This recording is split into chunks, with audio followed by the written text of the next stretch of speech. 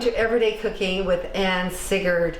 In the description below you will find a copy of the recipe of whole wheat bread that we're making today, as well as a link to my cookbook.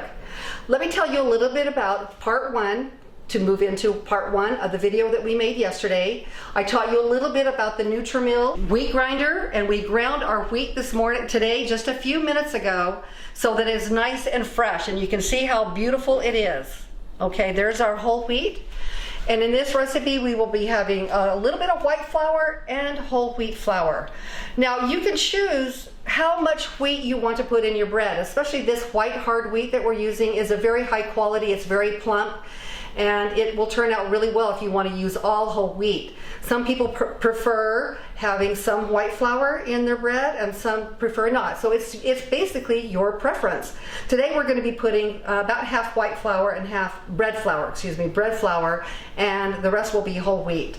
The other ingredients you can use are butter. Butter is going to be something you can use. I'm using a half a cube of butter that's melted. You can use canola oil, you can use olive oil, you can use vegetable oil.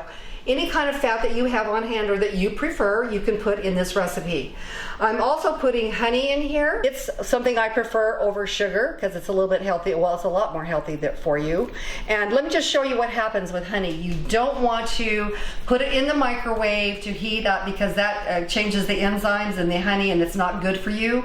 So if you do need to heat up your honey, if it's been crystallized a little bit, this is what will happen if you put it in a leave-to line. So I was too busy with my honey, and that's why I let it go a little bit too long. But anyway, you want to make sure that your honey is heated up on the stove in a little bit of water. If it crystallizes, becomes too hard to release from the canister. Okay, let me show you some of the other ingredients. I want to talk about yeast.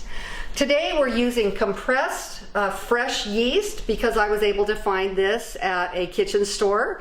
We're in the middle of the coronavirus right now, so everybody's thinking about and buying bread, but coming by yeast can sometimes be a little difficult. But I did find also at one of my stores this instant yeast, and there's a lot of whole wheat bread recipes that you use the Bosch mixer in, and you can use this instant yeast, and I think it works just as fine. I'm just not as used to using it.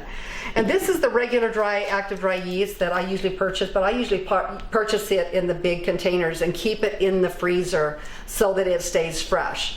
So I probably use one of those up every year. It stays fresh for an entire year if you keep it in your freezer. Okay, whole wheat bread requires a little bit more salt than usual, so we have 4 teaspoons of, and I like to use Himalayan pink salt the best. And I also have something here, I don't have a container to show you what it looks like, but it's called dough enhancer or Vital Wheat Gluten. This adds a little bit more lift and lightness to your whole wheat bread so that it's more palatable. And actually, I love it better. Something else you might have in your food storage as you're preparing for a time where you might not be able to go to the store and buy what you want is evaporated milk. And I like milk in my bread recipes because it adds a kind of a softer texture to it. I don't know what it is, but I use milk or skim milk or milk that's just barely coming to a boil, scalded milk, in almost all of my roll recipes. And for some reason, everybody says, what are you doing to make that so light and lovely? And I think it might be the milk. So I like to put this in my whole wheat bread. My recipe I'm using is probably 30 years old, and it's always served me well. Okay, so we have our whole wheat flour, our bread flour, and all of the other ingredients. Let's get started. I'm gonna go, as you can see, I use the compressed yeast here, over here, and it's bubbling up very nicely and it's ready to go in our mixture. So I'm gonna put my warm water that I've already heated up, I got out of the tap. So I've got 3 cups of warm water. I have my half a cup of honey. You want the warm water so that the honey will kind of start dissolving in that as well. My butter, my salt, and I'm going to add the dough enhancer a little bit later. I'm also going to add the milk right in here as well. So I'm stirring this all up. Now, my preference for baking bread, and all bread makers have their own way of doing what they, order of how they want to do things, but I personally like to add like a couple of cups of flour. I'm adding the whole wheat, and you can see how light and beautiful it is. It looks almost like my bread flour. So it's going to be a really high quality flour that we just made. Okay, I'm going to put both those cups in here and stir this up a little bit.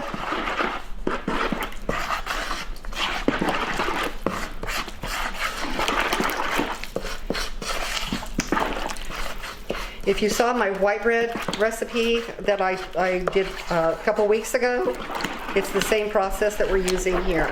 It's a little bit lumpy, but that'll all be taken care of in just a little bit. Okay, we're getting that done. Okay, right now what we're going to do is add yeast that has that's been raising nicely as well. I'm going to put another cup of my white flour in right now. We're kind of just going back and forth a little bit. The white flour adds a little bit more lift into your bread loaves and how great they're going to look and taste as well. So let's count how many we have. You don't necessarily have to put totally just 8 cups of flour in, but let's go back. We've already put 2 cups of wheat and 1 cup of white, so I'm going to put another cup of the bread flour in right now. So that's 2 and 2.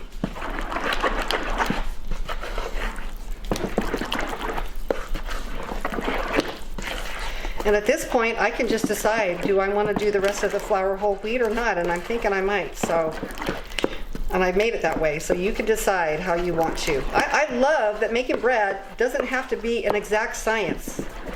You can kind of decide how you like to do it. You need certain ratios, like salt. You need more salt in whole wheat, like I mentioned. Now I'm going to add my dough enhancer.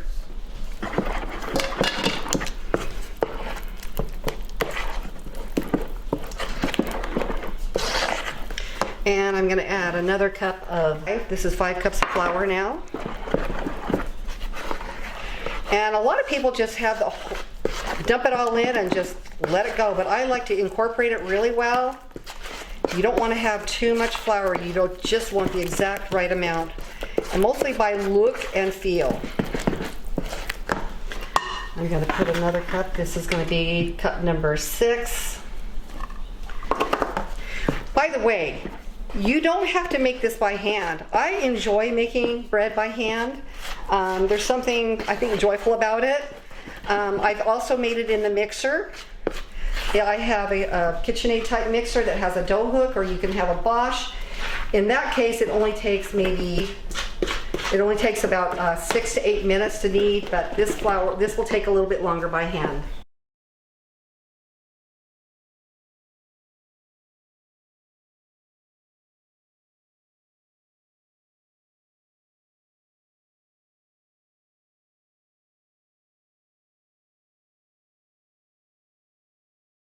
Okay, I've put enough flour in here that it's just about ready to come out of the pan. You can see it's still a little bit sticky, but this is how we want it to be. We're going to put a little bit of flour on our table or counter. We're going to take all of this wheat and scrape this out of our bowl. I'm actually going to reuse this bowl right here to raise it in a little bit, and it's okay if you've got some craggy pieces of dough still sitting there. That's okay. So I'm going to scrape this off. Now this is the fun part as far as I'm concerned. Okay, it is a little bit sticky right now, and I'm going to put a little bit of flour in here and just start the kneading process.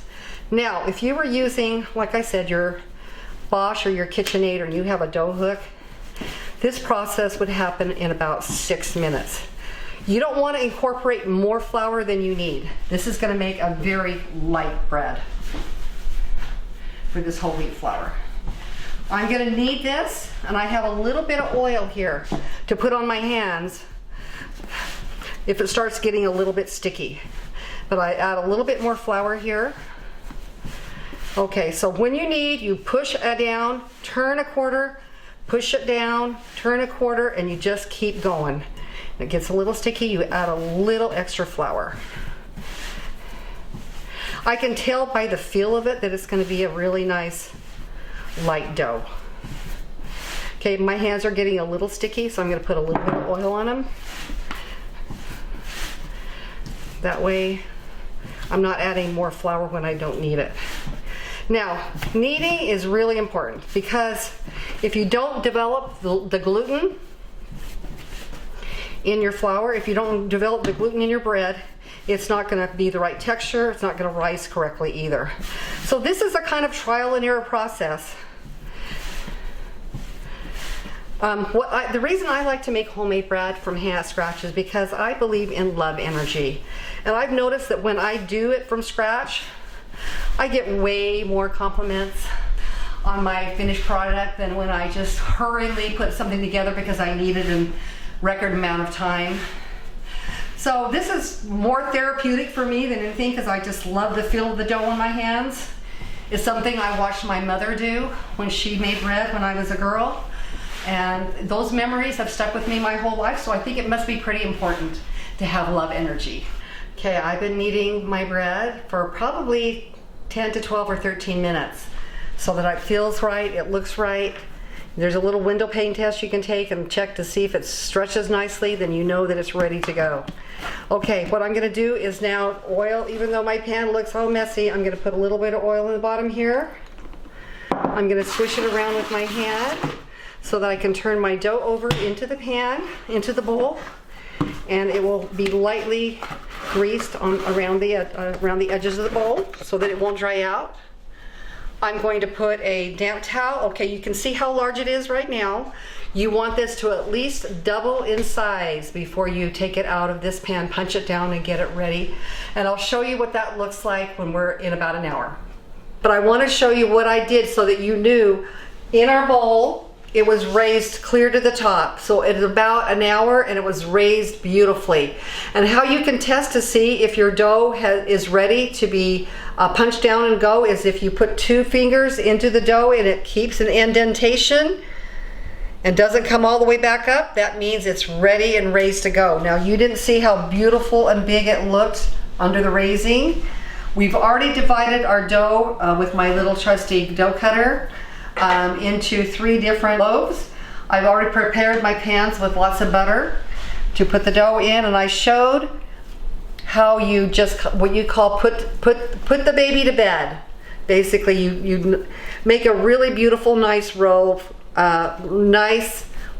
by smoothing it down and then stretching it out a little bit and putting it into the pan. I tried the best I could to divide these evenly. And sometimes what you want to do to make sure all the bubbles are out, you can just go like this on the counter, make sure the bubbles are out. I've already kind of put these to bed, ready to go into the pans. And you can tell just how smooth and beautiful they look. This one's just a little bit larger. That's going to be okay.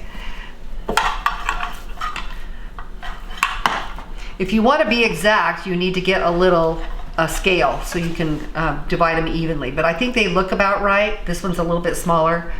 Okay, and then I'm going to cover my loaves once again, and this won't take very long. This next stage, probably maybe 30 to 40 minutes because you don't want it to go too high above. So I'm going to show you in a little while how it looks when you're ready to put it in the oven.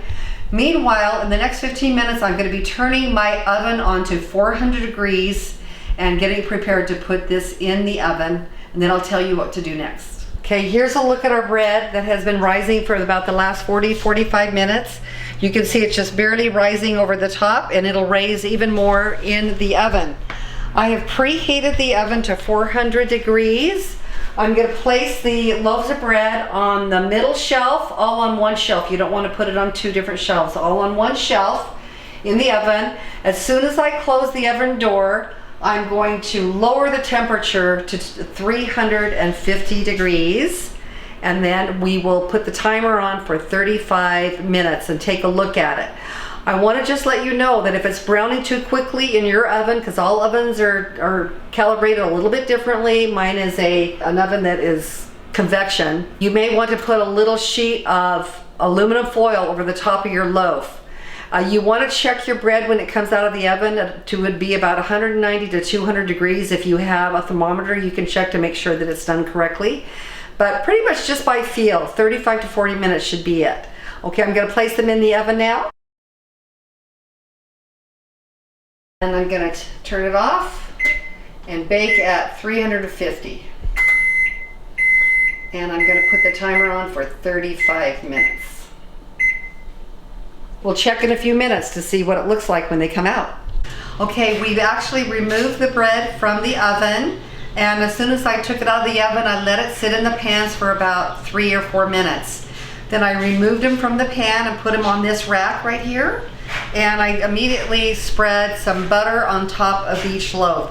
And that's why you see it a little bit wrinkled right now, because the bread has got butter on top. That keeps a really nice soft crust. Here shows what the bread looks like inside.